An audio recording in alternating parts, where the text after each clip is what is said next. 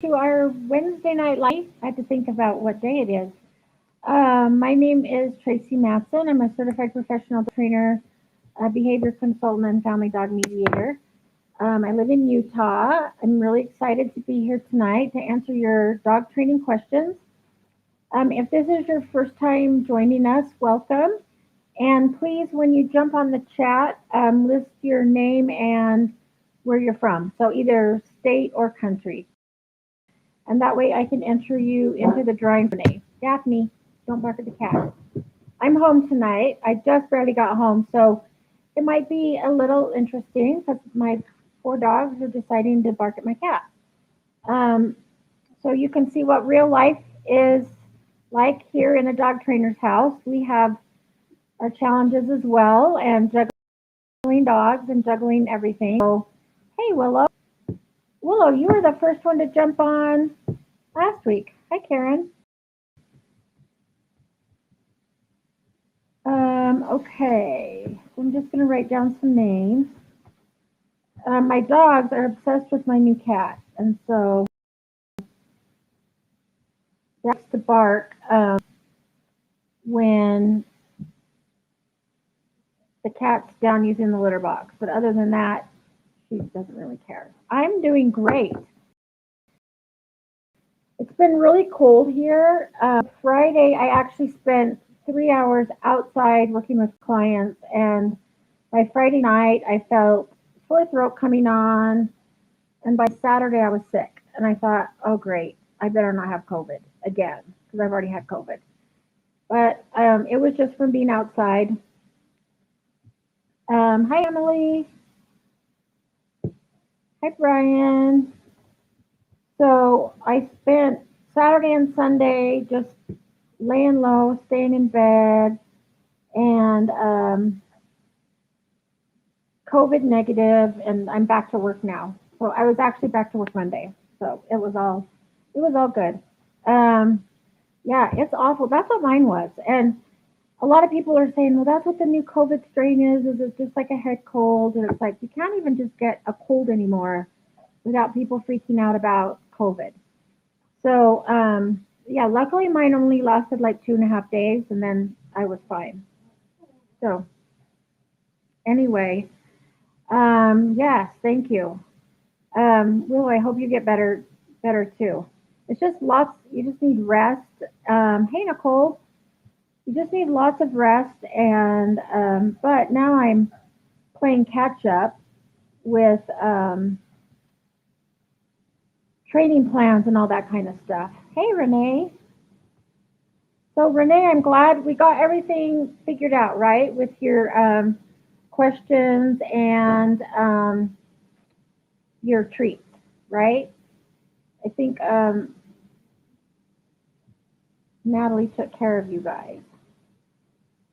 So I know they're super busy, but I know emails can get lost and everything else. But I think you guys got taken care of. So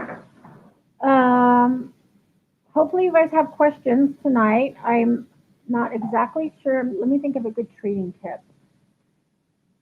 I'm trying to think of what I did. Oh, you got them today. Awesome. I'm trying to think of what I did this week that I could share with you. Hey, Lily. If you can hear in the background, Jade has Willie's toy, and so Willie's barking at her. So I might grab him. Oh, he wants in the crate. Hang on just a second. Willie.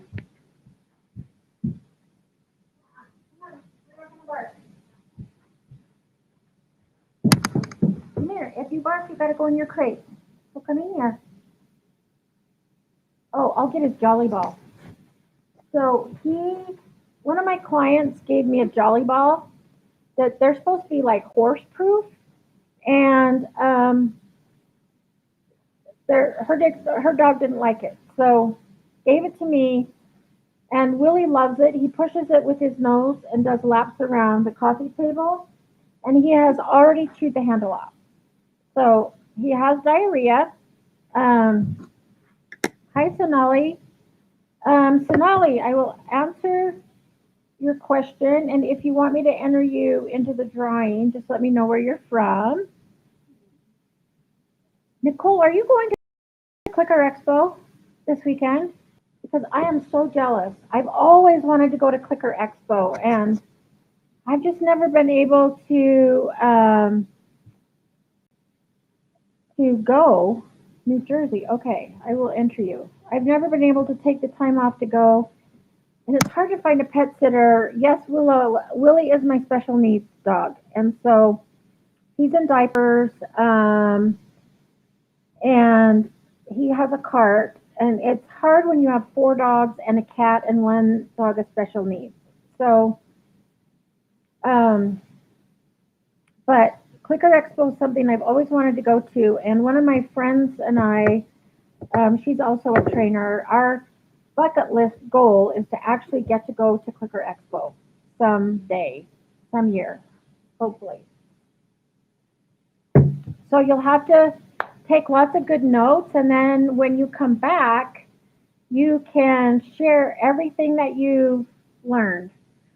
Oh, during the virtual one, I didn't even know that that was an option. I didn't know that they were doing a virtual Clicker Expo. I should have signed up for that because I could probably actually do it virtual. I did sign up for the Lemonade Conference with IAABC, and it's coming up in February, so I'm doing that. Maybe I'll look into the Clicker Expo and see if they still are selling tickets and see if I can still do it. Hey, Willie, come here. Okay, give me 1 second. I'm going to see if I can find his Jolly Ball so that I can keep him quiet and he's not barking through our whole thing. Willie, where's the ball?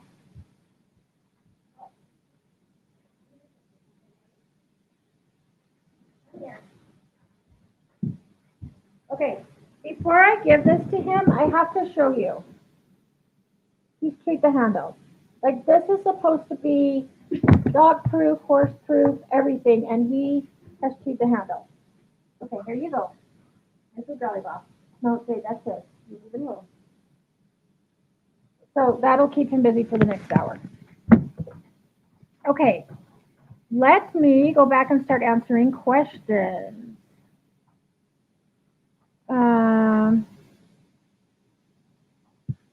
Okay, Sonali, my dog is guarding me. If I am sitting on the couch watching TV, he sits next to me, and then if anyone comes in the room, he will do a low growl. Okay, is he on the couch with you? I'm assuming he is because you say he's sitting next to you. If he's sitting next to you and growling, number one, I would not let him on the couch. I would put him like on a bed or something on the ground. He can still sit next to you, but up on the couch next to you. And then you're going to have to do like an exercise where there's a couple of different ways that I've seen people do this. So one is called abandonment training, and I'll explain this one first. This one's not my first go-to, but I have seen it work before. So you're sitting there, your dog is with you, and somebody takes a step towards you. So if your dog is calm, then you treat, and then the person takes one more step towards you, you treat, and you keep doing that. So so the dog gets a treat when somebody approaches and stays calm. Basically, just kind of notices them um, walking towards you and staying calm. Then, if you get to the point where your dog does a low growl, then you just get up and walk away. So the growling and guarding you makes you go away. So you just stand up, walk away. So that's called abandonment training. You could do that. The other one that I usually do is kind of similar, only you don't walk away, but um, you have somebody like start at a distance where your dog can just notice somebody and stay calm. So they appear into the room, your dog looks, you click and treat. And I use a clicker for this, just because we want to teach the dog to disengage as well. And then they take a step closer. If your dog just looks, click and treat. So you're pairing the person coming closer with treats, but you're also teaching the dog what you want them to do instead, which is just notice them and remain calm. And we also want to do this in a way so that in the dog's mind, it's like, oh, when somebody approaches the couch, really fun things happen, and I get treats, um, and then if your dog growls, then I would just like not reinforce, not treat. You definitely don't want to punish the dog or don't say no or something like that because the dog's just communicating. And honestly, I like it when a dog growls because that's a warning to back away. And if you don't back away, then what could come next is a snap or a bite. So it's actually a good thing that your dog is growling and giving that warning. Um, so you could also try things like let somebody, like you sit on the couch watching TV. If somebody wants to come in and sit on the couch with you, your dog has to get down, and then the person sits on the couch, and then you can invite the dog back up after the person is seated, as long as your dog can like get back on the couch and be calm. So if it's just their approach that the dog is growling, you could always try that as well. So we basically want good things to happen when somebody approaches. And then again, if your dog does growl, it's really not, I mean, it's considered a punishment, but it's basically the growling causes you to get up and walk away. So um, you could try that. But again, that's not my first go-to. I like to do the engage disengage where the dog just looks, hears the click, and learns to like look at you. So like, oh, I heard the click. Where's my treat? And then if your dog gets to the point where he looks at the person and then disengages and looks at you, then you can click and treat that as well. And then again, just environmental management. So teaching the dog if somebody walks in, like, okay, you've got to get down. And then, so I used to do this with one of my dogs because she would, you guys leave the cat alone, please. Hey, over here. Thank you. Um, so Jade used to resource guard the bed. Not necessarily me, but the bed or the couch. And I didn't even have to be on the couch. So what I started to do is ask her. I taught her off, so she would get off. I would let the other dogs on the couch, and then I would let. And so once the dog's already on the couch, then she could get up and lay down, and no problem. So I actually removed her from the couch or taught her how to get off, let the person or the other dogs on the couch, and then invited her up at the end. So you could try that as well. So that will give you several different options and things to try. Um, there's also a really good book called Mine, and it's a pink book. It's MINE exclamation point. That's a really good book on resource guarding. If your dog, hey guys, if your dog does other things other than just resource guarding, like the couch, but if you have a dog that guards like food or toys or beds or things like that, I mean, it's a really good read on how to handle lots of different type of resource guarding. So hopefully that helps. Um, oh, Wilma also loves the Jolly Ball. So has Wilma chewed the handle of the Jolly Ball? Because we have not a handle anymore. And he is like consuming it. when I brought it in, I put it on the little shelf where I keep his toy box, and the next day after he ate, he noticed it, and he's like, "Oh my gosh, what's that?" And he goes up and starts barking at it. So I get it down for him, and he went nuts. Luckily, the other dogs don't really care about it, so that's like his little special toy, and it keeps him entertained.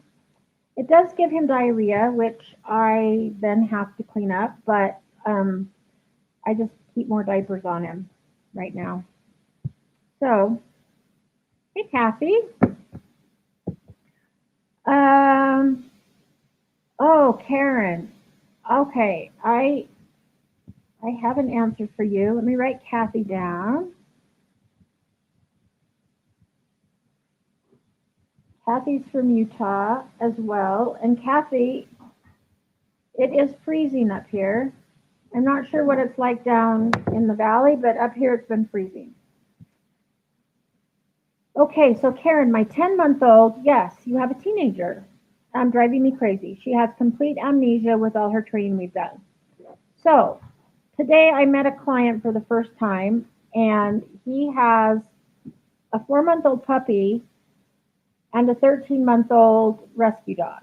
And the rescue dog seemed like, I'm like, is this dog like not okay, or like learning disability or something like that? Because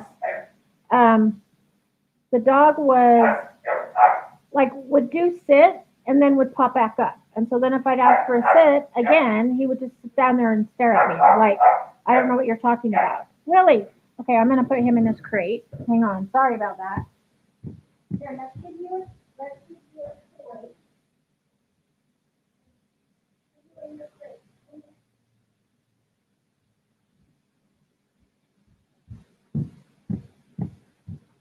For those of you that are new, this is Willie. He's my little special needs guy in the cart and diaper. And I'm going to put him in his crate with something to do so that he doesn't bark through the whole thing. Okay, you go in there, buddy. Here.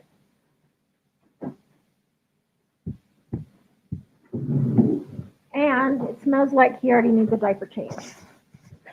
Welcome to my world. Okay, hopefully they'll be quiet now. Okay, so your dog is a teenager, and sometimes they act like they don't know what you're talking about. When that happens, sometimes the dogs will try to kind of push the boundaries and see what they can get away with. So, like with this dog, I told the owner, just say it once. Give your dog one chance to sit. And if he doesn't sit, then we're just going to say, okay, that's fine, but you don't get anything. Like, you're not going to get a treat, and we're going to ignore you for like 15 seconds, and nothing fun's going to happen. And then after about 15 seconds, we would say, hey, Cooper, do you want to try again? Are you going to try again? And then we would try it again. So, and there was such a difference between the 13-month-old and the 4-month-old. The 4-month-old caught on so quick and actually did better than the 13-month-old. But I could definitely tell this dog was trying to see, like, well, she gave me a treat if I don't do anything. And it's like, no, you're really cute, but you don't get a treat for that. So you kind of just have to, it's just a phase, but during this time, you really want to set, hey, Maddie, set the boundaries and the structure, predictability. So so your dog kind of learns like, oh, you know what? It's okay if you get amnesia, but you're not going to get rewarded for that. So, you know, if you want this really tasty treat I have, or this really yummy bully stick, then, you know, you're going to have to do something for it. I will often, if my dogs seem to like go through a learning block like that, sometimes I will go back to like step one of something and lure it. So I'll lure or shape or do something to set the dog up for success and then treat.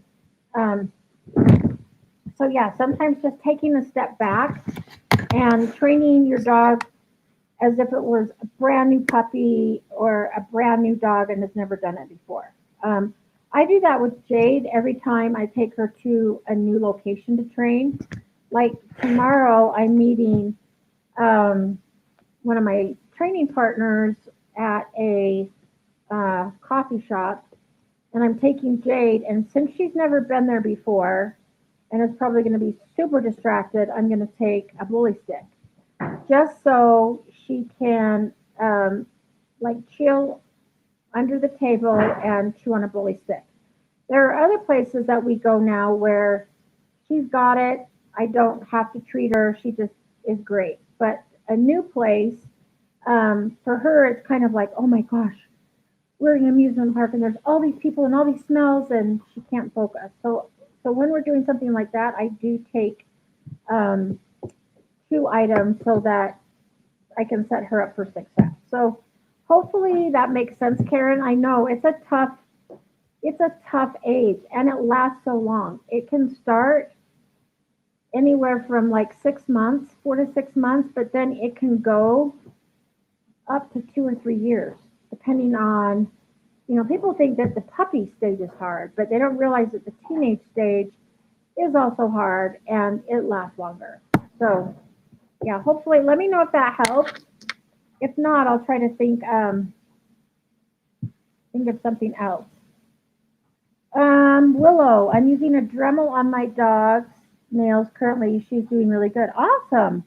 I know. I love using the Dremel. I use the Dremel with my dogs just because I can get it shorter without clicking them and round the nails so that they're not sharp. So awesome. I'm so glad to hear that you're using that. Oh, deadline was the 23rd.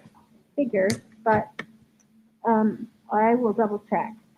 Emily, welcome, Emily. We have two Emilys. We know back.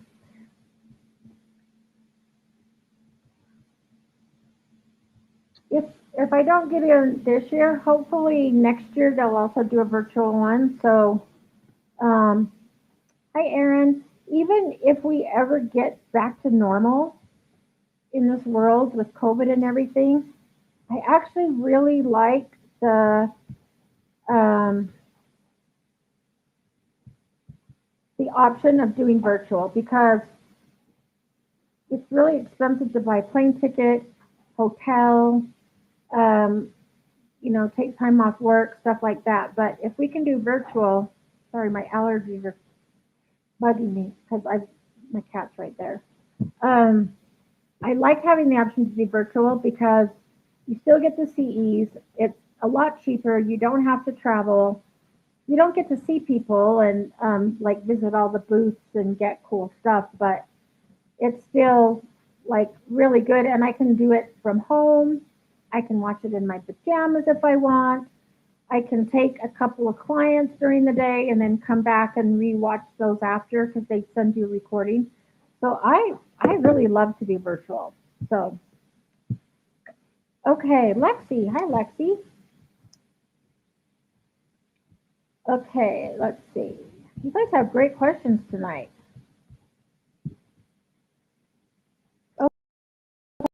Okay, Nicole, last Saturday, Wilma and I went on our most difficult hike to date. I noticed that at the tripping hazard, she would stop at it and then look back at me. I didn't train, but it was very beneficial to keep me from falling.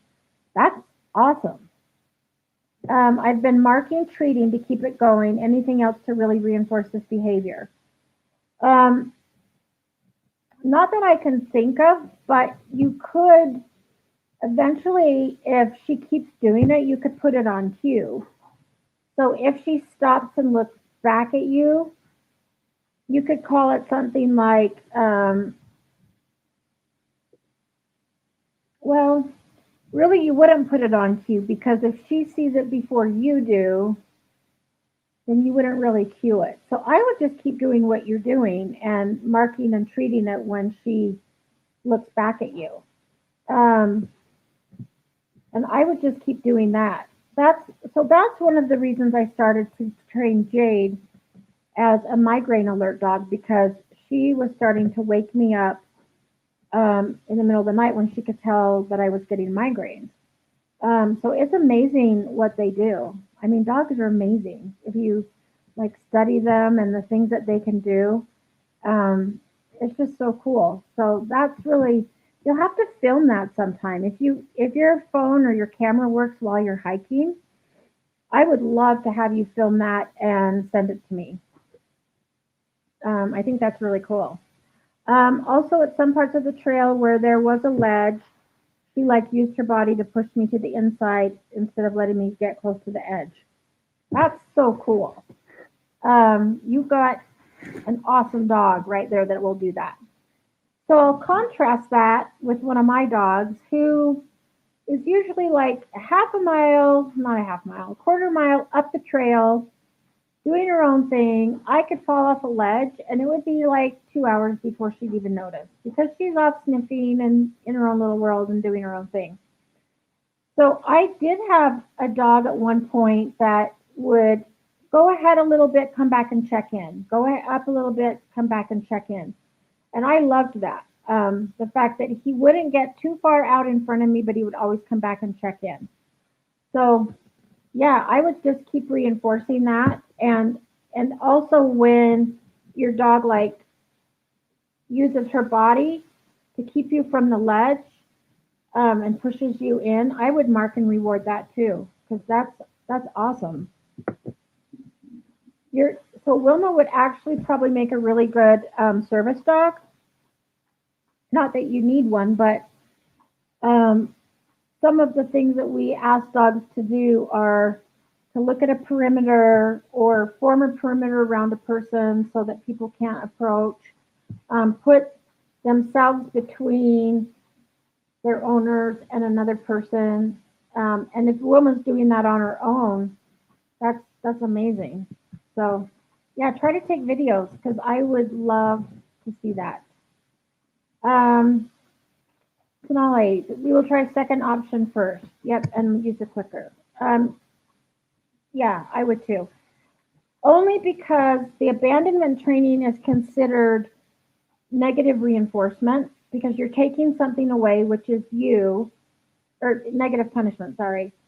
Um, you're taking something away because you don't want the behavior to continue. And that's farther up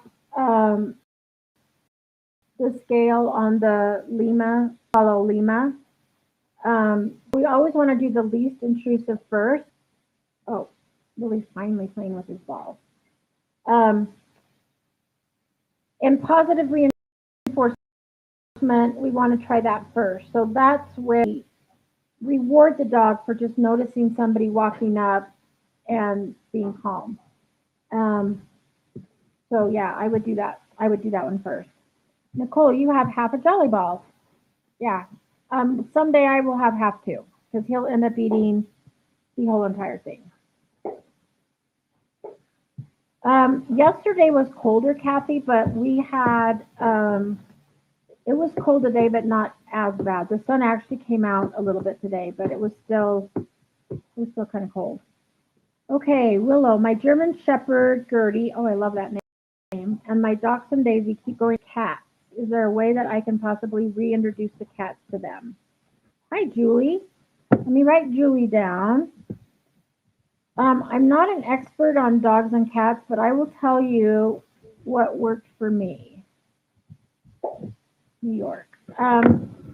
Kate, that's hers, or his, sorry. Let me grab something really quick. Okay. So you can see with multiple dogs, it's like constant management. And my dogs are even somewhat trained, but we've been gone. I worked all day today, and Jade's been with me, and so now they've got all this energy and stuff because we haven't really done a lot today. So it's kind of my fault that they're like this. Okay, so have they been around the cat before? I'm assuming they have since you said reintroduce the cats. So one thing that you always want to do is have a safe place for the cat to go. So like a cat tree or a shelf or someplace high that so if the dogs do try to go after the cat can get away and get someplace high.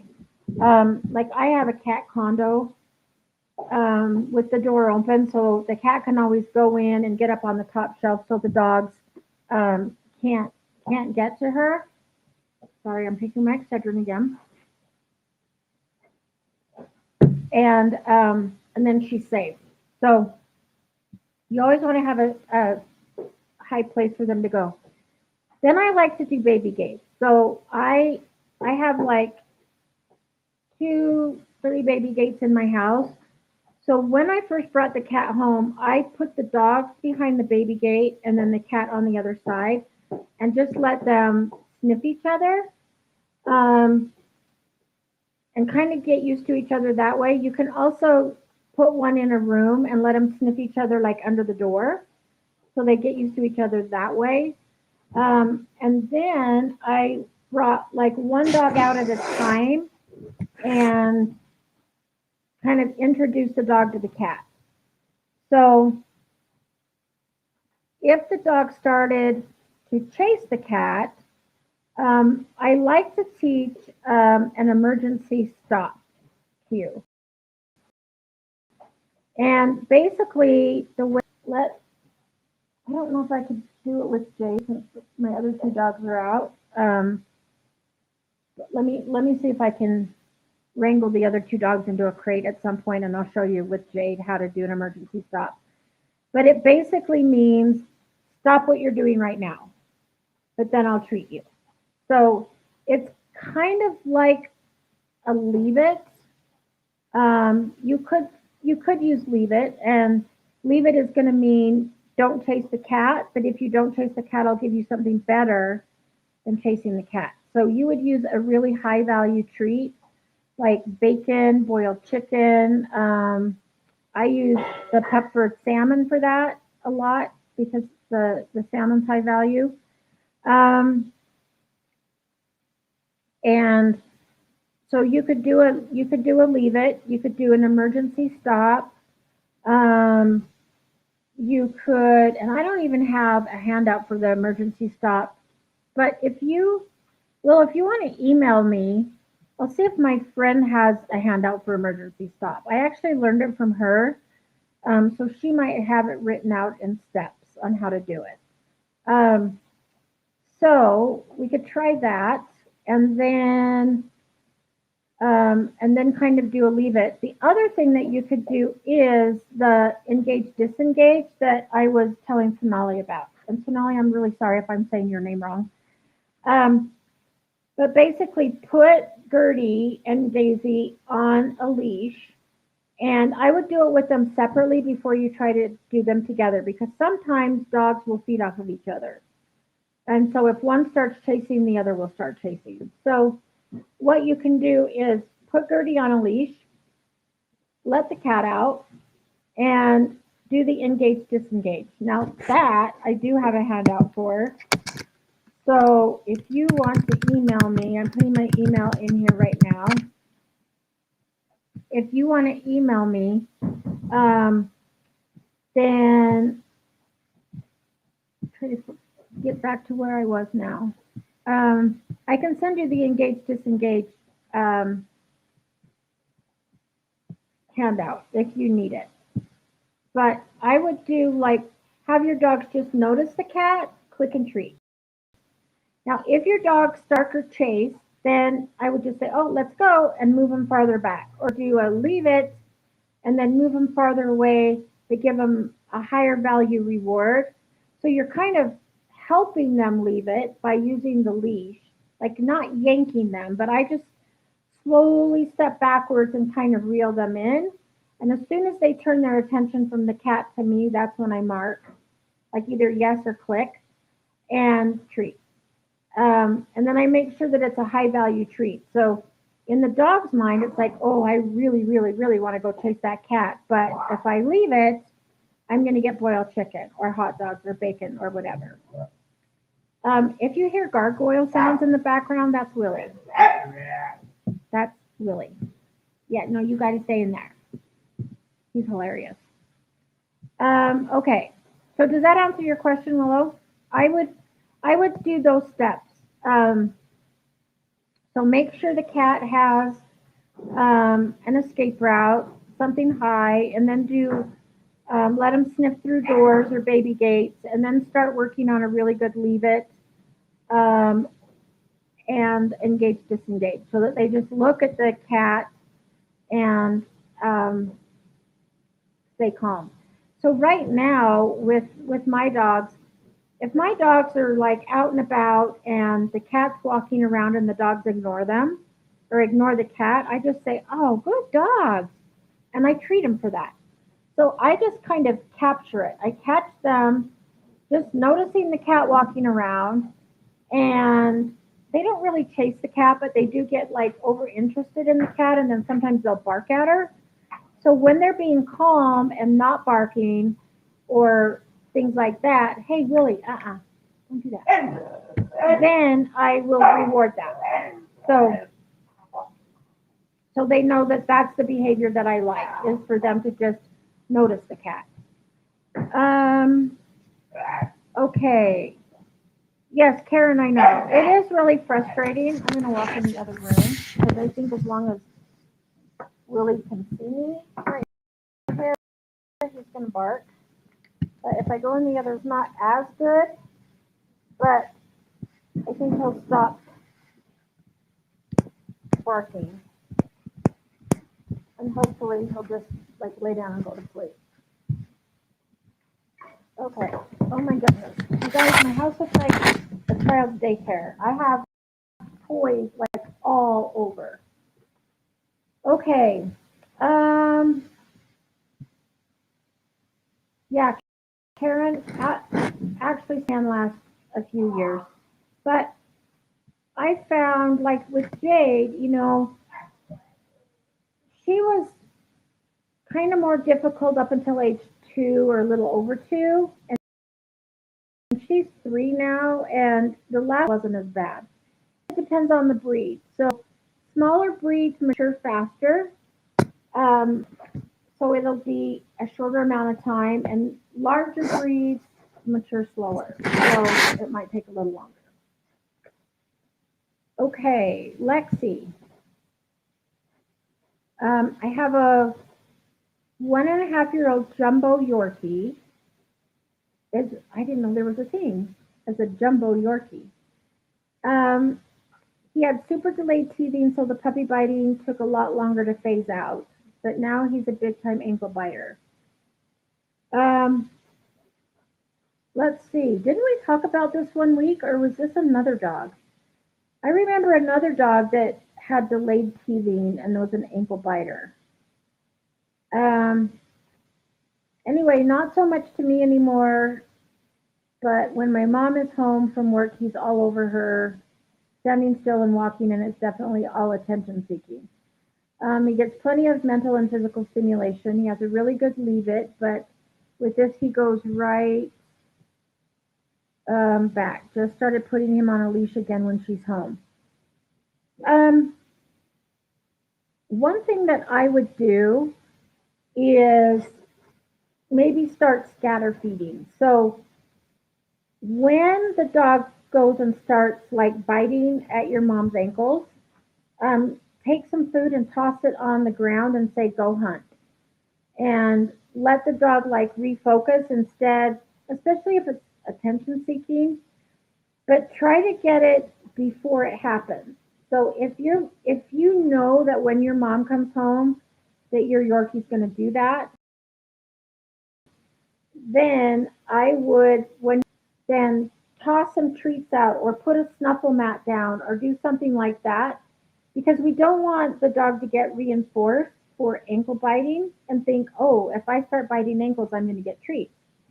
So we want to catch it before it happens, so that when your mom comes home and before your dog has a chance to bite the ankles, we're going to, let the dog do a snuffle mat or toss treats out on the ground so that your dog can like search for treats, something like that.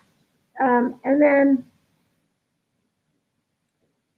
you can, I would leash him as well just to keep him from practicing that. Um, and then I'm trying to think of what your mom could do to help with this. Yeah, he totally forgets about all the bite in the bush he has during these moments. Have you tried, like, what happens if your mom doesn't engage? Since it's attention seeking, what happens if your mom just, like, doesn't move, doesn't look at him, doesn't talk to him, doesn't engage, and is just, like, really. You could try that, but if he still wants to bite, then I would have your mom, like, engage with him with, like, a tug toy or a rope toy, or teach him to put a ball in his mouth. So I actually have a friend who's a trainer, and her dog was a super licker. And so when anybody would come over, she trained her dog to go to the toy box and get a ball and bring the guest a ball. And then you just acknowledge, like, oh, is that your ball? And then when she gave me the ball, I throw it for her when we played little games of fetch. So if you teach your Yorkie that when mom comes home, you go get a ball and bring the ball to mom, and then mom will engage. But then the mouth is his mouth is otherwise engaged. He has a ball in his mouth. He can't bite, but that also gets your mom's attention to play with him. So does that make sense? I would try that. I would see if you can teach your dog to go get a ball and bring it to her, and then have her play a few games of, like, throw the ball, bring it back, stuff like that. Or um, you could have a tug toy, like, right by the front door, so when your mom comes in and the dog comes running up, before he has a chance to bite, it's like, oh, hey, buddy, here we go. Look, here's a tug toy. Let's play tug. So he's still getting attention, but he's getting attention for doing something fun. And she's engaging before he has a chance to bite, and it gives him something else to do other than biting. So hopefully that makes sense. I would try those things. Um, let's see. Willow, do you know how to possibly get a dog used to a high velocity dryer, as well as standing nice on a grooming table without having to take her to the groomer? So what I do is, with the dryer, I will get the dryer and show the dog the dryer and treat, and then put them both behind my back. Bring the dryer out, treat, back.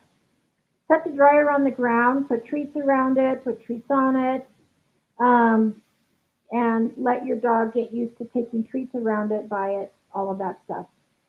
Then from a distance, so while your dog is far away, then I would turn the dryer on, off, treat, on, off, treat, on, and then while it's on, treat, treat, treat, treat, off, and then the treat stops. So the treats only happen when the dryer's on, and then the treats stop when the dryer's off.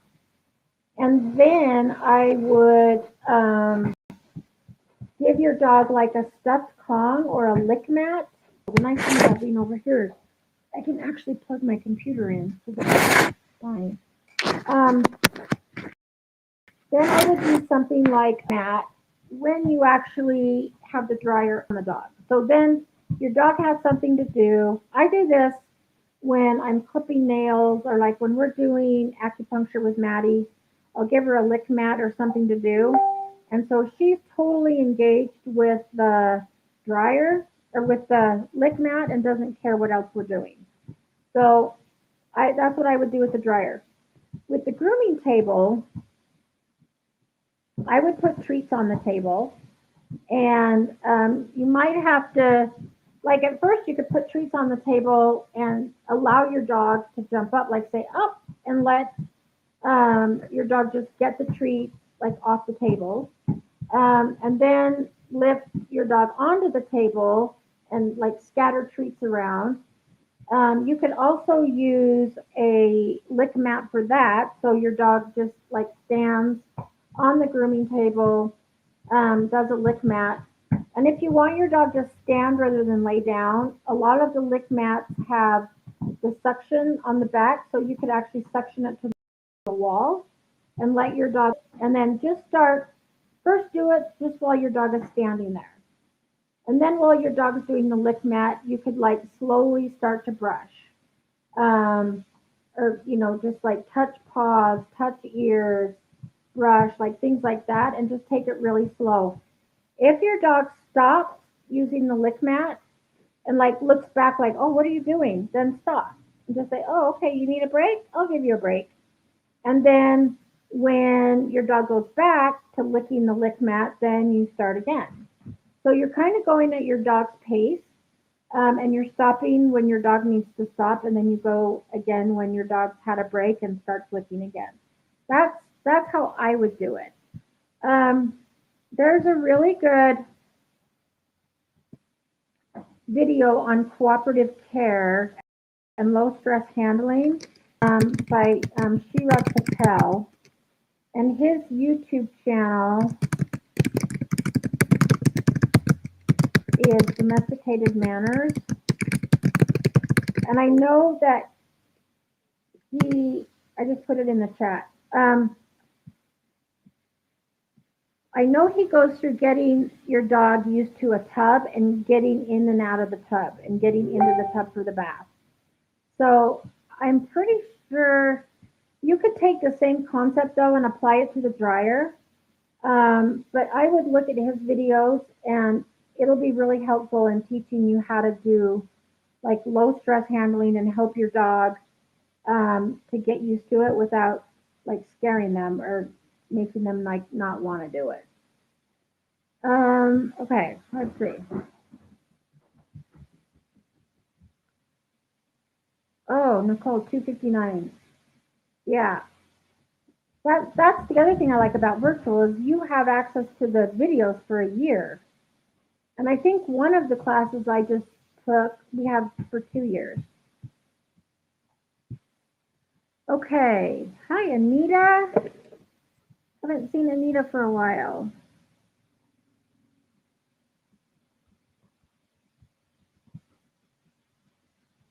Anita, we're trying to plan a trip to Florida because my friend lives in Rhode Island that I want to go see, but she wants to go I want to go to the beach, and she doesn't want to wait for summer, so she's like, well, let's go to Florida. So we're trying to figure out the closest place to her where we don't have to travel as far. So, oh, Willow, after I ask this question, I will take my computer over and show you what a cat condo is. I actually got it from Amazon. I put it together myself, which was a miracle in and of itself because I'm not very handy. I was quite proud of my work, by the way, and I'll show you. Let me answer Julie's question, and then I'll go show you. Okay, so Julie, how do I stop the girls from taking toys from each other?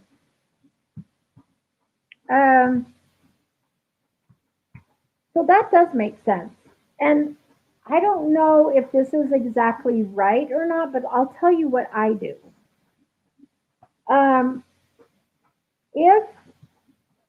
If one of your dogs takes a toy, so let's say that that one of your dogs takes the toy from the other.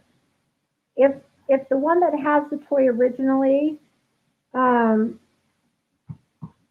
you have Dakota and Ellie, right? Sometimes I get you and one other person mixed up as far as just your dogs, but I think you have Dakota and Ellie. Tell me if I'm wrong. So let's just say Dakota has the toy and Ellie comes up to take it.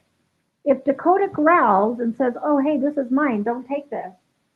And if Ellie then backs away, fine. Like, it's solved. Dakota basically said, nope, this is mine, you can't have it. And Ellie's like, okay, sorry. Then you don't need to do anything. If Ellie takes the toy and Dakota doesn't really care,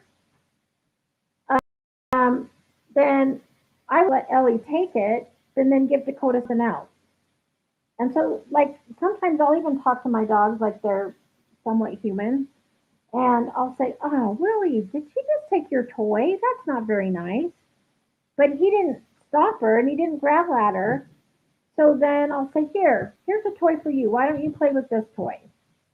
And then I will give him a different toy and let him play with that. So I don't know that the dogs really, if the dogs aren't correcting each other or growling, then they probably don't really care that um, the other dog's taking a toy from them. So I have some dogs that will totally give up a toy and be like, yeah, I don't care, you can have it. And so then it's like, oh, thank you for sharing. You're such a good dog. Thank you. Here, let's give you something else to do. But if the dog does growl, as long as like Ellie backs away, then it's it's all good. Then Ellie learns, oh, yep, I can't take this toy, but as long as or her toy, but as long as the one that has the original toy doesn't correct or growl, there's really nothing you can do. Because if you say, like leave it and then take it and give it back, they are just going to go back to it because they want it.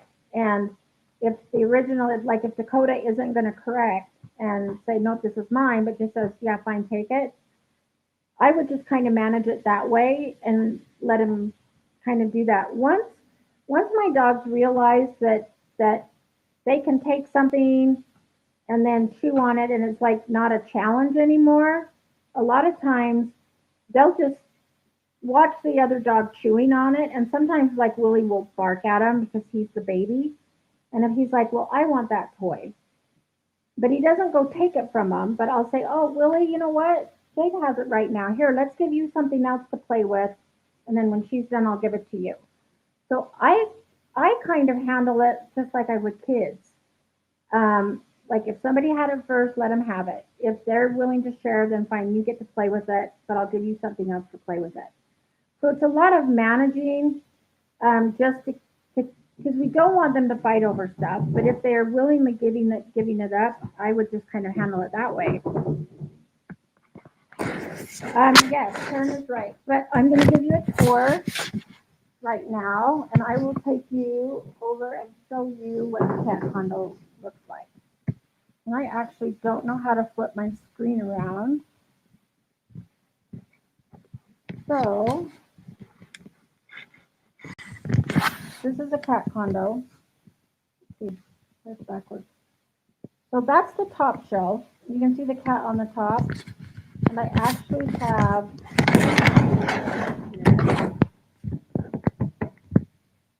so the cat's right here, and I put the food and water up top so the dogs can't get it. And then there's a middle shelf right here.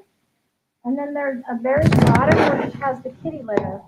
So the dogs cannot eat the kitty litter. So it works out good. Usually I leave this door open so the cat can go in and out without, and then with the door open, the dogs can't get to the food and they can't get to the kitty litter. So this is a cat condo. So it's 3 levels.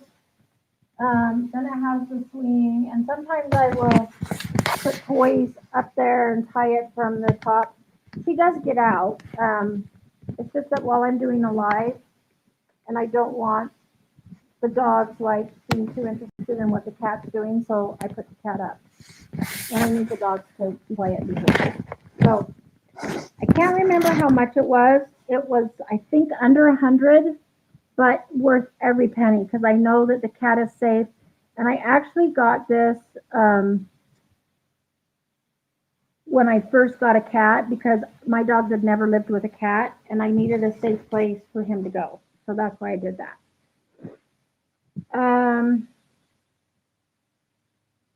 Oh, thank you, Julie. So Julie just put a great link down for some stuff for a cat tower and a cat condo.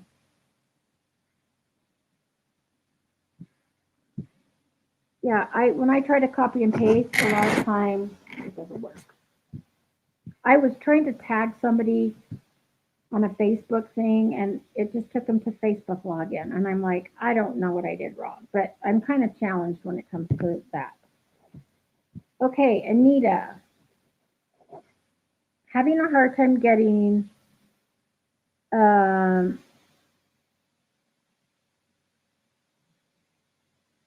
let's see, I think I'm having a hard time understanding this. Hard time getting out for retrained to use bells to come back inside. Uses it without issue to go out, but has been jumping on sliding glass door to come back inside. Oh, so you have bells for both sides? Um,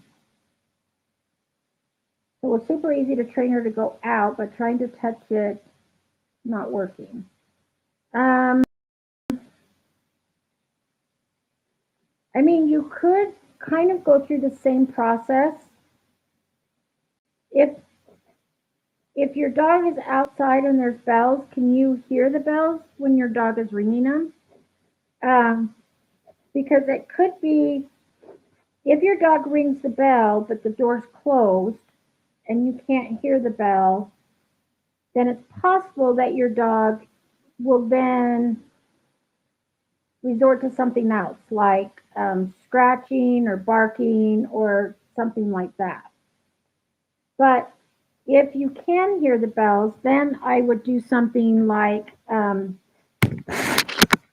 when your dog starts scratching or jumping on the door, you could interrupt and just say, hey, and then go outside and do the touch, ring the bell, and then let your dog inside. So the reward is actually that you get to come inside.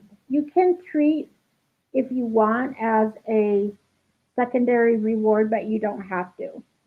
So it would be like interrupt the jumping, and then go outside, do the, like, you want to come inside, touch, have them ring the bell, and then open the door and let them come in. And that's the reward. So I would try that and maybe just start over again with teaching the touch, but doing it from outside rather than inside. Because a lot of times dogs don't generalize. So just because they learn to ring the bell to go out to potty doesn't necessarily mean that they know to ring it to come back in. So I would try that. Hey Cindy, I'm glad you stopped to say hi. I've had a busy day too. It's been a busy week. I like I said, I was sick over the weekend, and so um, I'm playing catch up now. I'm trying to like catch. It's crazy. Okay, Joey, doing great. He's truly amazing. I can't help but never had a fur baby as smart and funny. He forever makes us laugh. That's awesome. I'm so happy to hear that. We did have to do a little bit of like work when Joey was younger. Cindy was on the live Q&As almost every week, and we were trying to work through some stuff with Joey, and it sounds like he's doing great now. So I'm happy to hear that.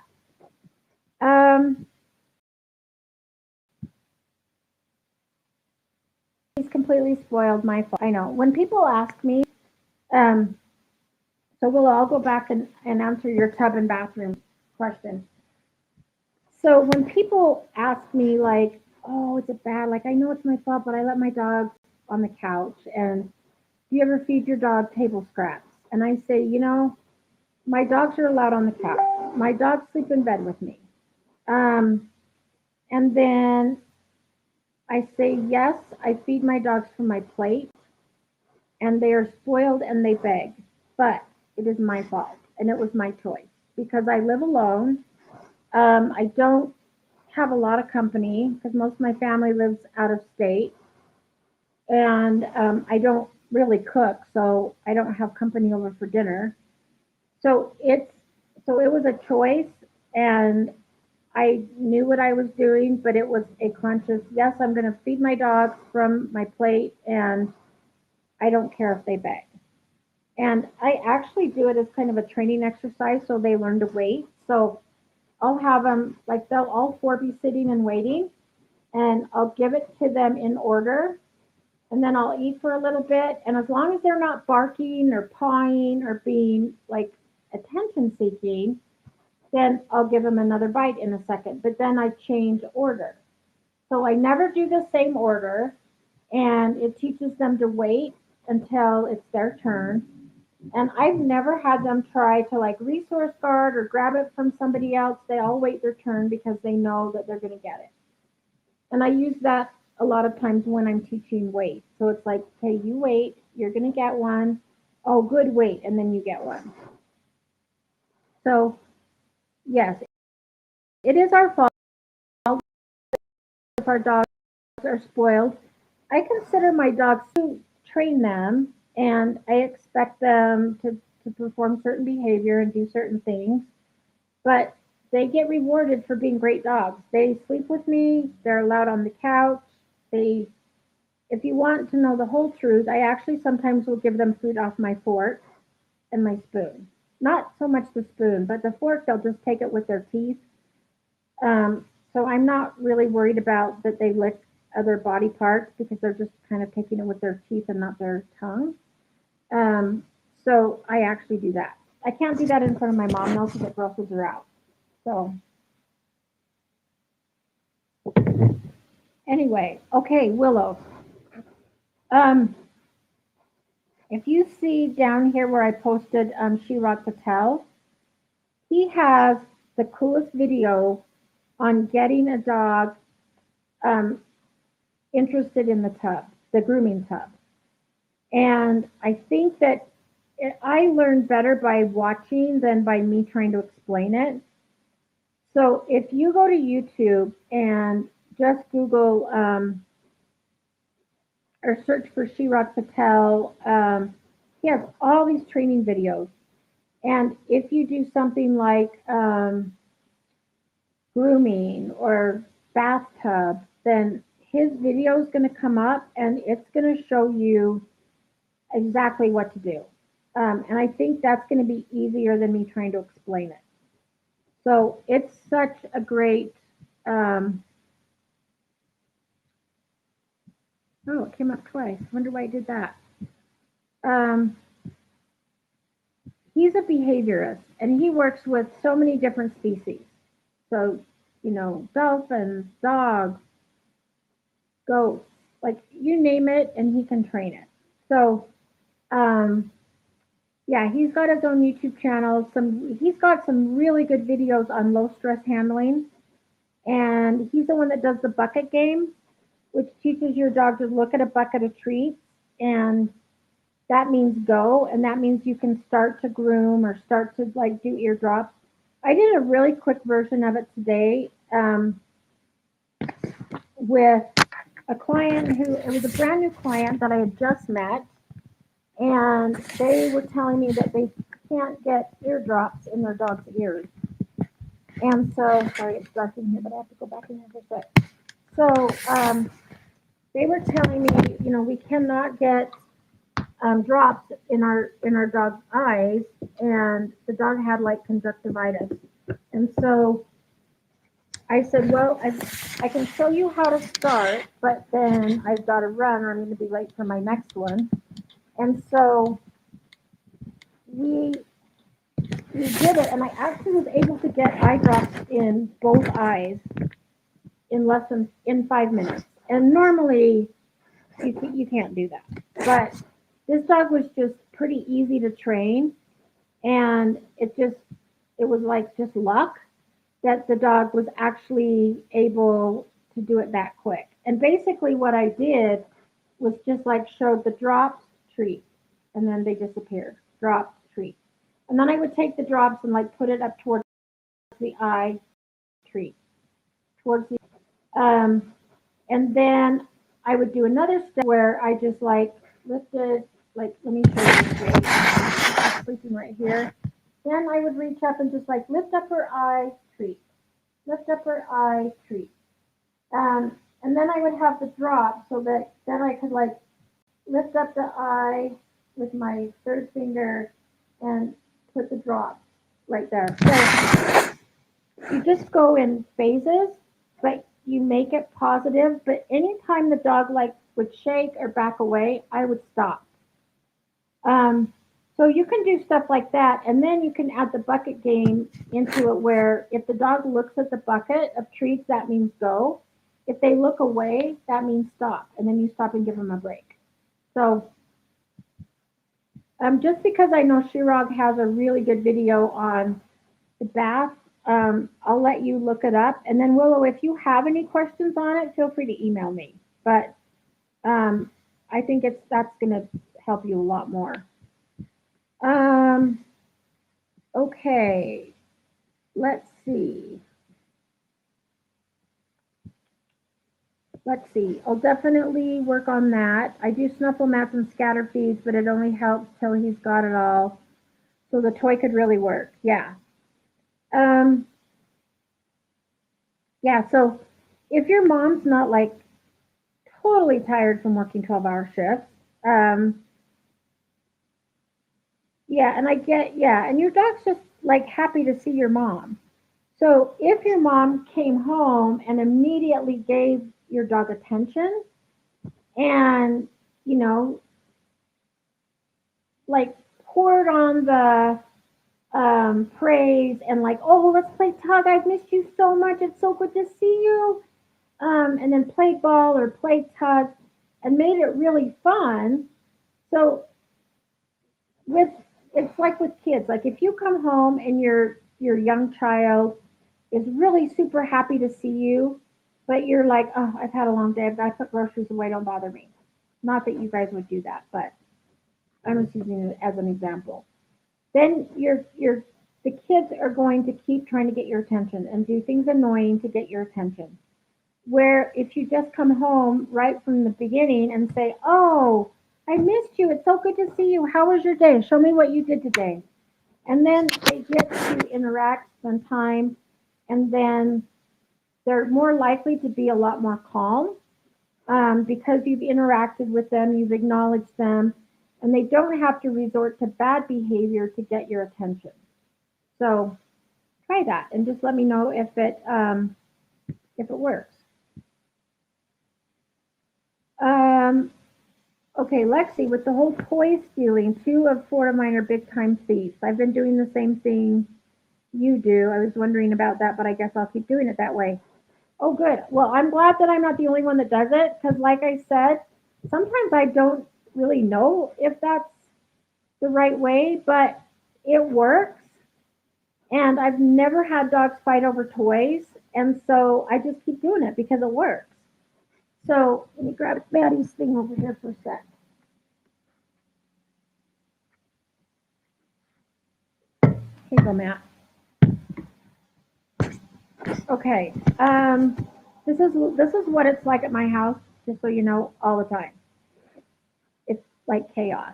It's probably a good thing I don't have a husband and kids, because we would probably kill each other. I can handle all of this, but this is why I like to do my lives up at my office. But today I was running late and I came home and hurried and fed the dogs and stuff, and I didn't have time to drive up there. Um, so yeah, Lexi, if you're doing the same thing and it works, then I would keep doing it. And I'm glad that it's working for you because then that means that we're both doing it right. Okay, Willow, you have 4 cats. Okay, yeah, I would do a cat condo. I don't know enough about cats to know if they would like fight in there. I know some cats like to go in and like snuggle with each other, and some cats don't like other cats close to them. When I worked in rescue, my office was right next to the cat community, and there were some cats that you could see snuggled in with each other, and other cats were like, if another cat got too close, it was like full on cat fight. So if your cats get along, they might do well, like to go in and out. Like I say, my cat can go in and out, but I can lock her in if I need to. Nicole, my dogs like Leo, your cat, but I still like having a safe place for Leo to go. Yes, I do too. Um, I do too, just so that the cat can get away. I had an incident where, I walked into the kitchen to get a throat drop because I'm talking too much and my throat's getting dry. And I grabbed the wrong thing. I can tell that it's been a long day when I can't think straight. Oh, Willie, you're being such a good boy. I'm going to grab like 3 because I'll probably need them. But let me show you Willie right now. So I put him in his kennel.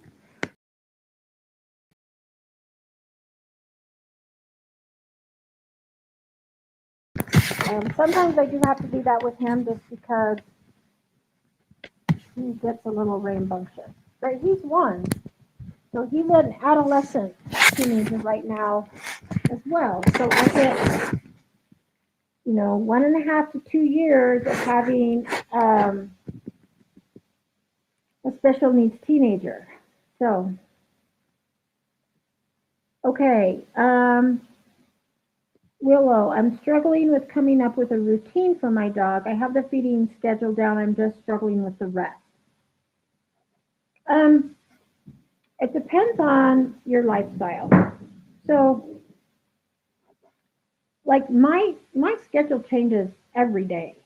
I mean, my schedule is like never really the same. I mean, sometimes I usually take my first client at 10, but sometimes my first client is virtual. So we're on Zoom, and sometimes I'll have 2 clients a day, and sometimes I'll have 5. So, but the morning ritual is exactly the same. Now, 3 of my dogs use the doggy door. But because Willie's in diapers and sometimes he likes to finger paint poop with his paws, he sleeps in a crate. So, and if he can move around a lot, his diaper comes off. So that's the other reason he sleeps in a crate. So first thing in the morning, for you, I would take your dog out to go potty, and then bring him in, feed, and then maybe 20 minutes do another potty break. So what I do is first thing, I come down, I let Willie out, and now that we've done this over and over, he knows. As soon as I open his crate, he heads for the back door, and he even stops. Like, he'll stop now because he knows I've got to take his diaper off, and then he'll let himself out through the potty. I actually close the door so that he stays out long enough to pee and poop. Otherwise,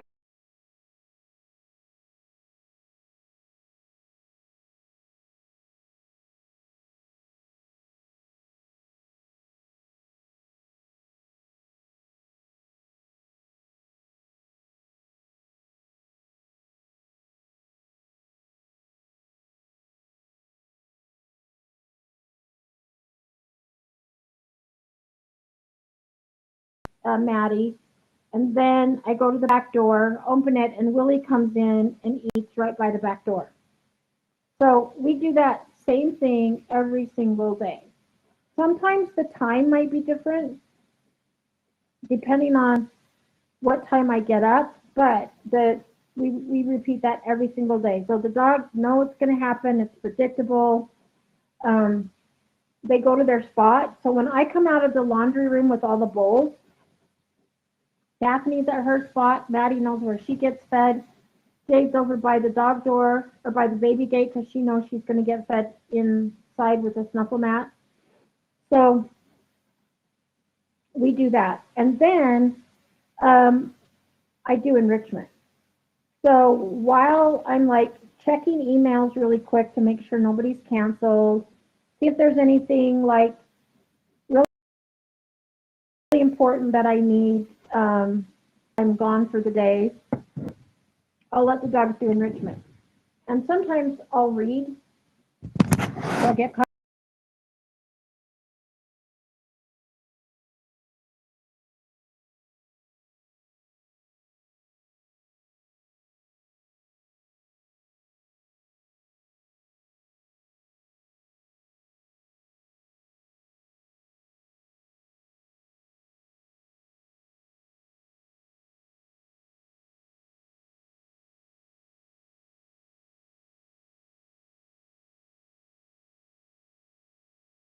or something like that.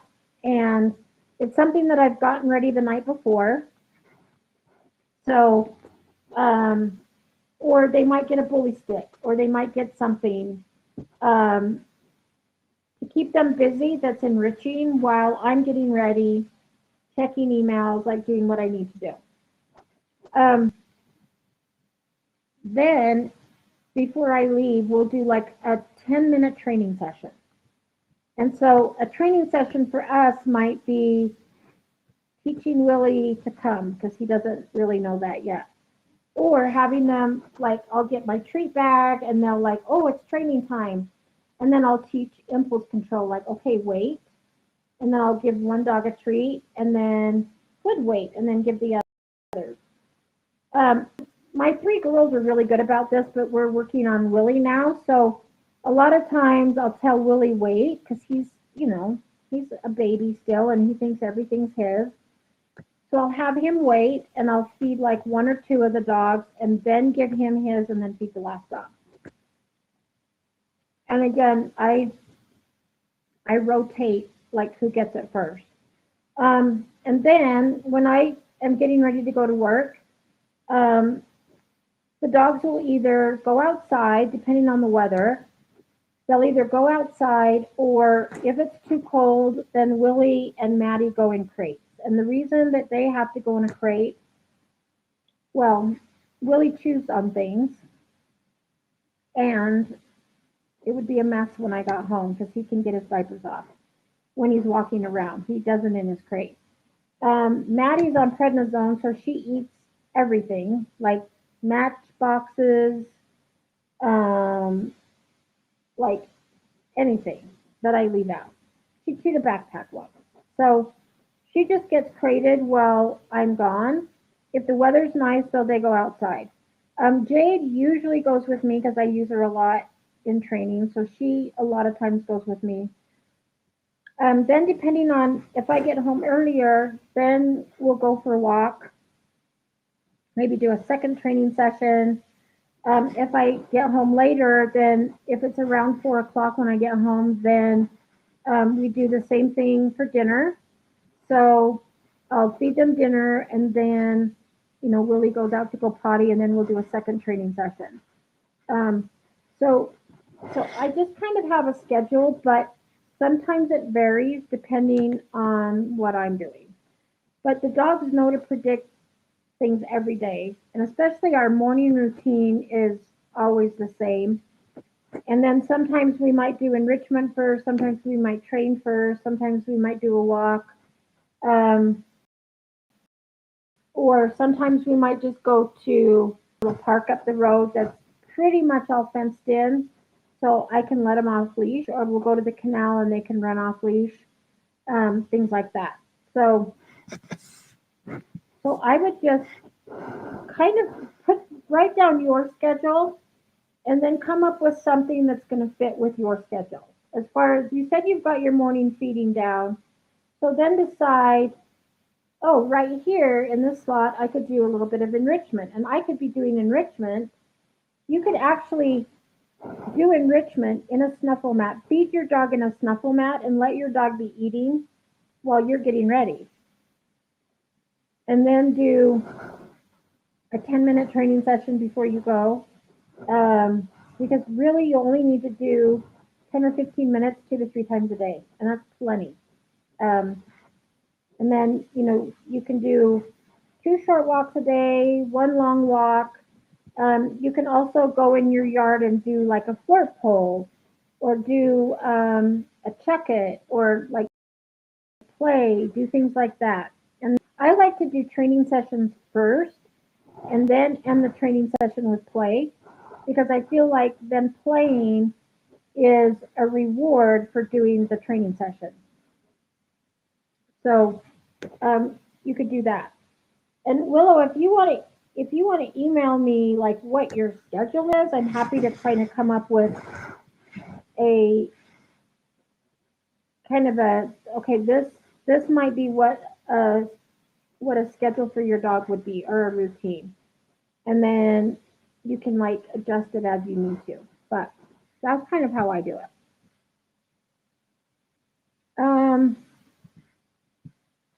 Okay. Willow. The reason I say that is because I'm trying to make it work with my work schedule whenever I get a job again. Okay. So when you go back to work, your routine is going to change. And that's okay because dogs are adaptable. So you're still going to do the same feeding schedule in the morning, but then you might like when you go to work, you might either put your dog out in the backyard or you might put your dog in a crate. You could have somebody set up to let your dog out at noon, or your mom or dog walker or somebody or a neighbor um,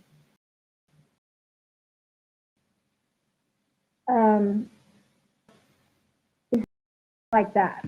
So hang on, somebody's trying to get a hold of me, and I'm just going to tell them that I'm being alive really quick.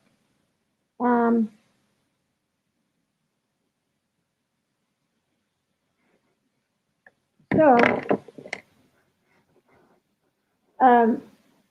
and then when you come home, when you get home from work, and it might be that, you're at work and your dog is outside all day. And if your dog's outside and you have a good fenced in yard, leave some toys, like hide treats or toys around so that your dog can search for them or have something to do while he's outside.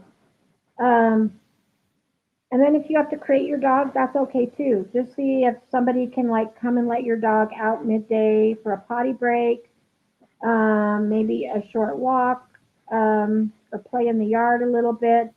So I had a friend that used to have like a pet sitting business, and if I knew I was going to work a long day, I would have her come over, feed my dogs dinner, and then she would play with them for like 15 minutes. So they at least got out, they went potty, they ate, she would spend time with them, play with them, and then put them back in their crate. That was on the days that I had to work long. So yeah, just kind of set it up the best that you can. And then once you get a job, then your routine's going to change, but your dog will adapt very quickly. So, hi Gia. Gia, if you want to tell me where you're from, I can enter you into the drawing. Okay, let's see. My dogs always get little bites if they're come off our forks or spoons. Oh, I'm glad I'm not the only one that does that. They live like little people in our house. Yes, so do mine. It's just my mom and I, and it's 99% of the time just us two, so why not let them be spoiled? That's exactly what I say.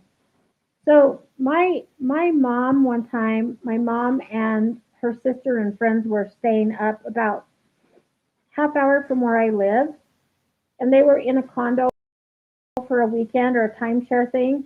So um, I decided to go over and have like dinner with them. And I always bring a dog. I always have a dog with me, at least one. And so my mom says, Tracy, please don't let Tacoma eat off of your fork because my friends vomit. And I'm like, I won't let the dog eat off the fork in front of your friends. I do it just at my house. Sometimes I do it at my mom's house, in front of them, and they think it's gross, but I agree. Yeah, my dogs own the house too. I just pay for it, and I work to feed them. Um, so Anita, I kind of do the same thing as I would do with the eye drops. So let me kind of show you. I'm not going to treat Jade because I have two other dogs out and they'll come running. But I'm going to use my throat drop and we're going to pretend like these are eardrops. So what I would do is I would bring the eardrops out, treat her, and then they both go away. Eardrops, treat, both go away. And then eventually I'll start to move the drops up towards her ear, treat, and then down. Ear drops up, treat, down. And then you could take the lid off and just like touch the ear, treat, take it away. Touch the ear, treat, take it away. And then eventually get to the point where you can put the drops in and squeeze, squeeze them in. But like, thank you, Jade. If she were to back away or move, I would stop and I would say, okay, you can have a break. So Anita, She-Rock Patel also has a video on how to put eardrops in. I should do a video in fact, I'm gonna see if Pupford will let me do some videos on cooperative care, because I think it would be really good to show you the steps and show you how to do it, because it makes more sense than having me try to explain it. Because I learn by watching and doing, not so much by following like what somebody says. But that's just how I learn. So yeah, I've heard of doing the cotton ball thing as well, but I actually like to just go slow and get them used to it one step at a time. And another thing that you could try, Anita, is the lick mat.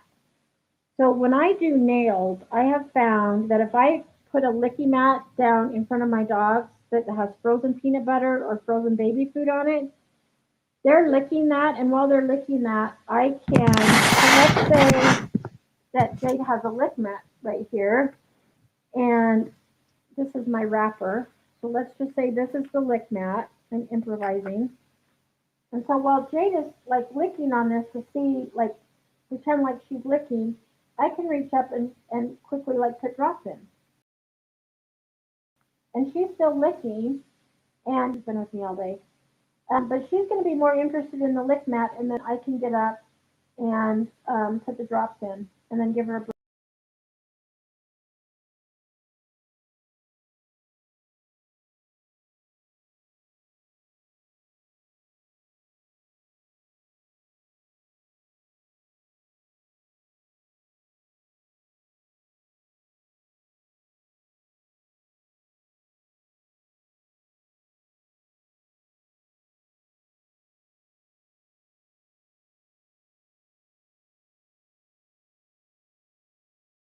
Comes in and gets right down on the floor with the four of them. But I'll try in the morning when she gets home to have a toy right there. Yeah, just try it and see how it works. If it doesn't work, you may have to tweak something or do something different, but I would try and see if like engaging with a toy kind of helps. You could always try a flirt pole. So when your mom gets home, she gets the flirt pole out and starts playing with the flirt pole, because the toy on the end of the flirt pole is going to be away from her, and it's going to keep the dog more engaged in something away rather than up towards their ankles. So does that make sense? So anything that's longer that keeps the dog away from your mom's ankles but can get them engaged in playing and she's still giving them attention.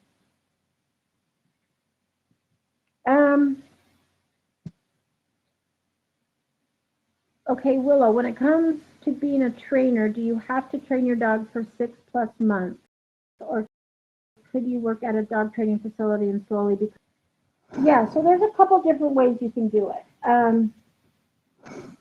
There are some academies, like Karen Pryor Academy is really good. Victoria Stillwell has a really good one. There's things like Animal Behavior College. There's one called Catch Academy. You can go through those and learn a lot, and then you usually do an internship where you shadow a trainer and kind of do it that way. I would have like your end goal to be that you're going to get certified through CCPDT or IAABC, those, or KPA, Karen Pryor Academy. Those are the three big ones right now that are very well recognized as positive reinforcement, science-based credentials. So the way I did it is since I worked with a trainer for one of my own dogs for 2 years, I learned a lot just by working with her. So then I asked her if she would mentor me, and she said sure. So I started by volunteering at a rescue. So I would go walk dogs. I started working on basic behavior. I would take a dog out and just practice the stuff that I had learned in classes that I took from my mentor. Um, and I started that way. And then sometimes I would train the neighbor dogs or ask, can I work with your dog and just get experience that way. Um, so in order to take the test, like for CCPDT, you have to have like 300 hours, train hours. So you actually work as a trainer before you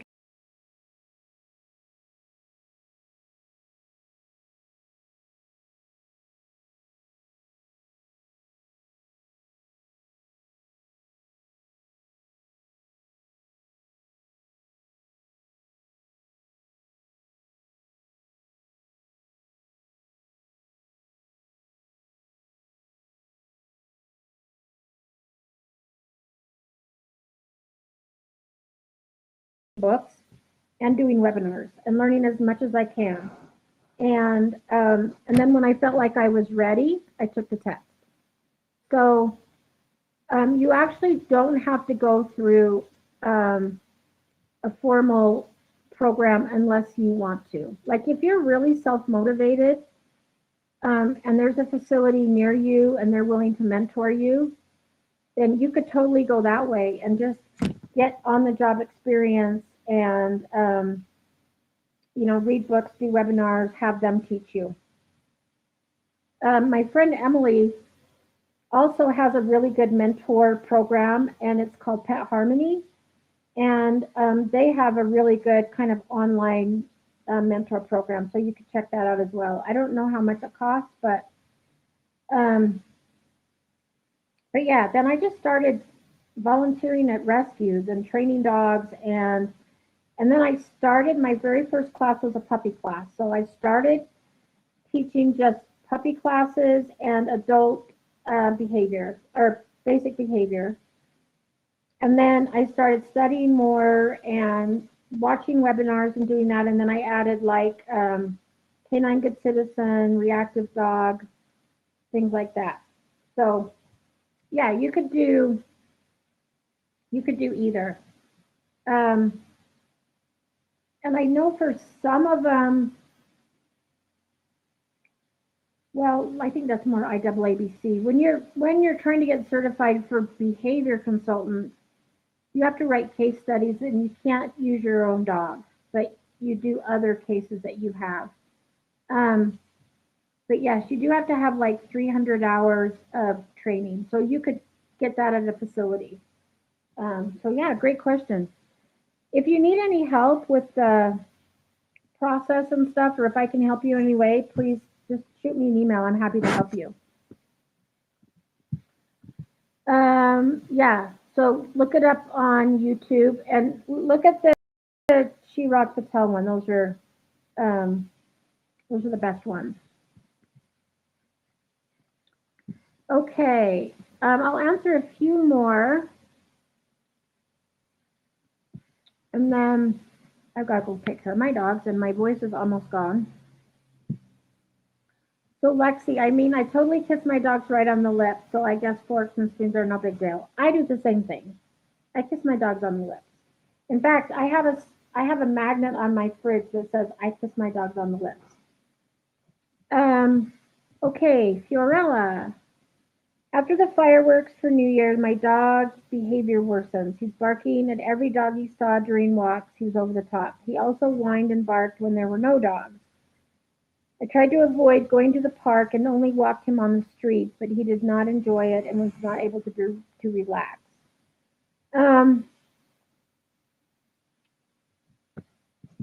Let's see. He likes playing with other dogs or just sniffing from afar. 2 days ago, he pulled firmly and I could not grab the leash. Okay, and you thought they were going to fight, but they didn't. And your dog didn't get too close. He watched the dog, then licked his lips and sniffed the ground. Um, okay, so I'm not exactly sure what. I don't know if it's the fireworks that changed. It could have been because it sounds like there's a lot of different things going on. Um, I would expect more of a noise phobia and things to happen like after fireworks. If your dog is barking over the top all the time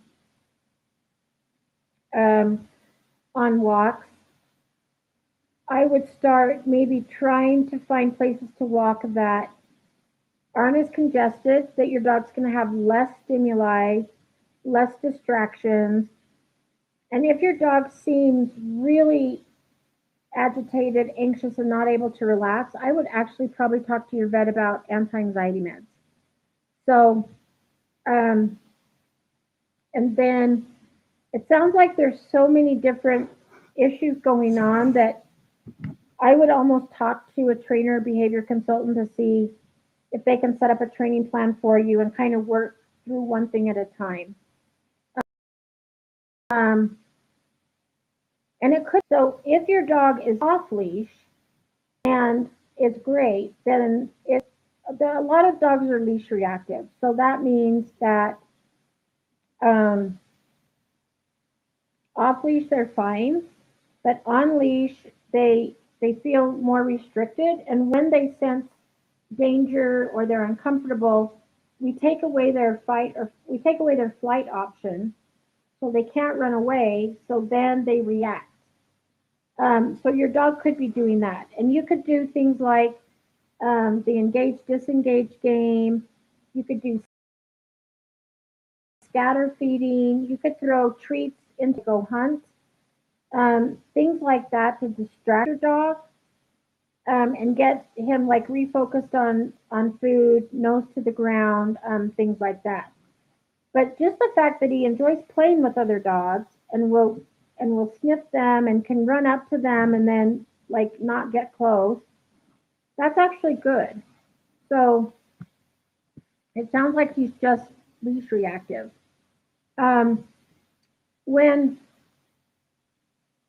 when he watched the dog and then licked his lips and sniffed the ground, those are actually kind of like appeasement signals. So he's telling the other dog the lip licking can be stress, but then looking away, like sniffing the ground, looking away, it's like, okay, I don't want any trouble. I'm gonna pretend like you're not here. I'm not a threat. And a lot of times that can diffuse confrontation when one dog does like cutoff signals and tells the other dog like, oh, I don't want any problems. And so then there's no problem. So a lot of times dogs will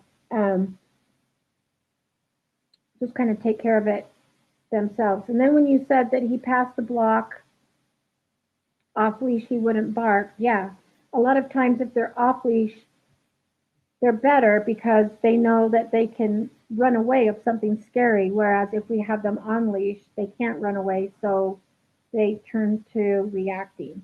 So that's when I would throw treats, do go hunt, or just say, let's go and turn and go another way if you have to.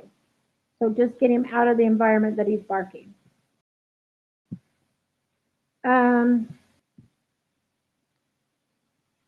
okay, Nicole, both of my pups, I've done some work to clean their ears. They are perfectly fine with all the steps and even cleaning with water. But if I try to clean with ear cleanser, they smell it and want nothing but it. So I would do the same type of thing where this is the cleanser, and you bring the cleanser out, treat, and then they go away. Bring it out, treat. And then take the lid off and bring it out. Let them air sniff it from a ways, treat. And then get it closer, closer, closer, so that you're pairing the smell of the ear cleaner with treats. And then just get closer, closer, closer, touch them. And each one you're going to do like several times, not just once, but you do each step several times until you can get closer, closer, and then you can put the eardrops in. So And then add in the lick mat and see if that helps. I have found such great success with doing stuff with the lick mat. So try that. So get your dog kind of desensitized to the cleaner bottle, the smell of it, and then give your dog a lick mat and see if you can put it in. Okay, yeah, Lexi, I'm totally fine. Both Lexi and Willow, if you want to email me, I'm happy to help you and just let you know either some good academies or mentorships or kind of how I did it and some really good books to get started on. So, yep, I'm happy to help you. Anita, never. I have a poop eater. Well, I do too. This one. This one is a poop eater. So she does not lick my lips. And I don't let her eat off of my fork or spoon, but I'll take it off and give it to her. Hi, Debbie. Debbie, if you tell me, I'm just getting ready to do a drawing. So, Debbie, if you want to let me know where you're from, I'll enter you in the drawing. You have 9 months old. Willow, do you know a homemade ear cleaner that's safe for dogs? I don't. I mean, usually if I need ear cleaner, well, I take that back. Maddie's ears get dirty. I just get the stuff that I get at the vet. So your vet can give you some ear cleaner, or you can just get some ear cleaner at like Petco, and I'll just put it in, and then I'll put the ear cleaner in, and then I just kind of massage the ear so it gets in there, and then I let them shake. And when they shake, it's gonna like shake a lot of stuff out, and then I'll take the wipes. But you can use a cotton ball. Sometimes I'll use Kleenex, and then I'll just like try to get the stuff out. I'll even put the Kleenex over my finger and just like wipe it out that way. I don't like to use cotton drops because you can get too deep and hit the eardrum. So I will just, New Jersey. Okay. We have two from New Jersey tonight.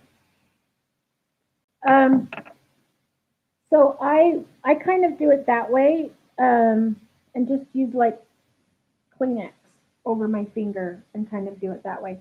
At the vet, they will use swabs, and you can, as long as you don't go too deep and hurt your dog's eardrum.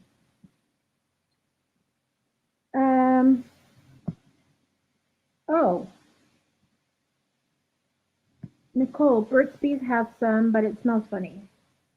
Yeah, but that's a good idea. I didn't think about Burt's Bees, but I know they sell ear cleaner at Petco. So yeah, you could try that. And if your dog doesn't like the drops, you could actually get the drops and put it on. Like first, get your dog. I think Dave's laying here. Like first, just get your dog used to you sticking your finger in their ear like that, and then put the drops on the Kleenex that's on your finger and do that. And I bet you can get a lot of stuff out. So like she's just letting me stick my finger in, and good girl. And I'm not even treating her, but I did a lot of handling stuff with her when I first got her. Because my dog before that was a nightmare. I couldn't do his ears, his nails. He'd been abused and he did not like being handled, so it was awful. So I do a lot of handling with my dogs now. This one doesn't like her nails being done, but I can like play with her ears, play with her teeth. I'm gonna play with her teeth right now, even though she's a poop eater. I will play with her feet when she's asleep, and I'll even try to clip a few nails while she's asleep. So she's one that I'm working on getting it done. So yeah, if your dog is touchy, with ears and back feet, just go really slow and pair it with treats. And always let them opt out and say, nope, I don't like that, stop, and then stop. Give them a break and then start again. And seriously, look up the domesticated manners YouTube videos. They are amazing, and he will take you step by step through all that. So Debbie, when she doesn't like her nails done, I will do one at a time. But first, I'll do things like if we're gonna pretend like my pen is the nail clippers, like I'll touch her paw and then treat. Touch her paw, treat.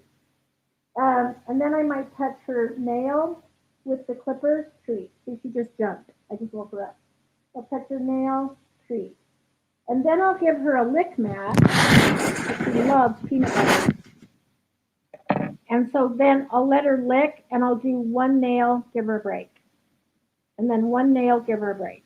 One nail, give her a break. And then I actually do the Dremel so that I can get them a little bit shorter and then curve it, like round it. So I go really slow and I handle their feet a lot, treat. I actually will flick their nails with my nail. So I'll just like flick their nails. And then just go really like do one and then treat. Do another one, treat. If they need a break, I give them a break. So let me just, okay, we're going to do a drawing. And then we'll probably be done. Okay.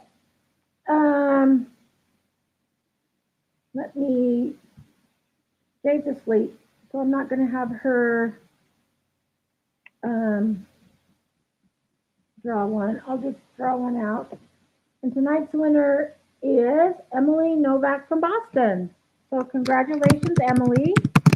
So Emily, you have won a free bag of training treats. And what you need to do is email hello@pupford.com. I'm putting that in the chat. So email that address and let them know what kind of training treats you want. They have salmon, rabbit, beef liver, chicken, sweet potato. There's 5 flavors. So yeah, just let them, and I will also email them and tell them that you won.